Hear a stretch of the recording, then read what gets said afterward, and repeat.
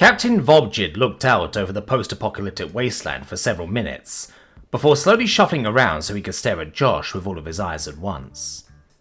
How? Josh, the scout ship's engineer, pilot and handyman, shrugged as he looked out the portholes. Well, I got bored. Vobjid rolled several of his eyes upwards. It was not even a full day, Vobjid said, voice tinged with disbelief and exasperation.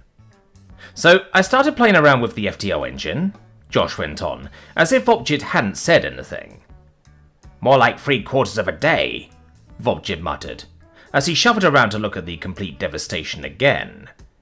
And the transporter system, Josh finished. I mean, I was expecting a rebuilt weapon suite. That happens often enough. Josh straightened up slightly, hands weaving shapes in the air as he went on. And I found that if you feed the transporter signal into the FTL stream, Josh went on, in what one of Vobjid's minds recognized as lecturing mode, and you match the frequency and modulation almost but not quite, you kind of make a little hole in space and time. Or a riot in the city like that one time, Vobjid went on, preferring to reminisce rather than to face the current disaster.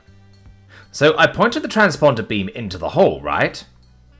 Josh went on, seemingly oblivious to Vobjid's muttering. Or a massive lawsuit. Vobjid shuddered at the memory. That was the absolute worst case. And that seemed to let me send things into the past. Or a past, at least. Or simply a crater where the ship was parked, which was not ideal, but we had much worse.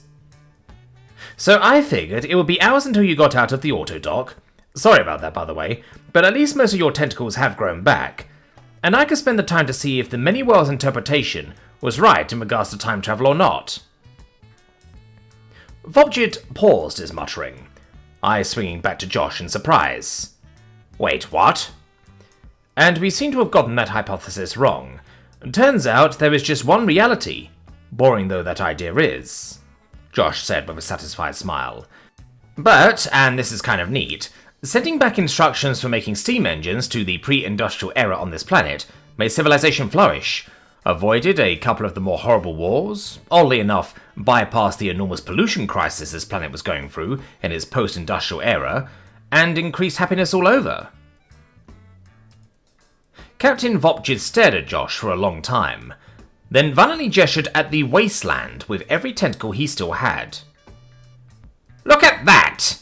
It might be me, but that doesn't look like a happier, less polluted planet!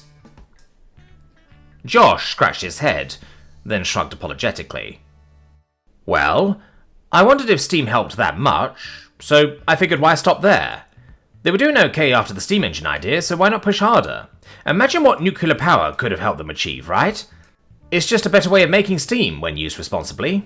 So, I tried that. After all, what could go wrong? Vobjid did his very best to mimic a human glare, eye stalks twitching violently. Josh shrugged again. I blame their politicians, really.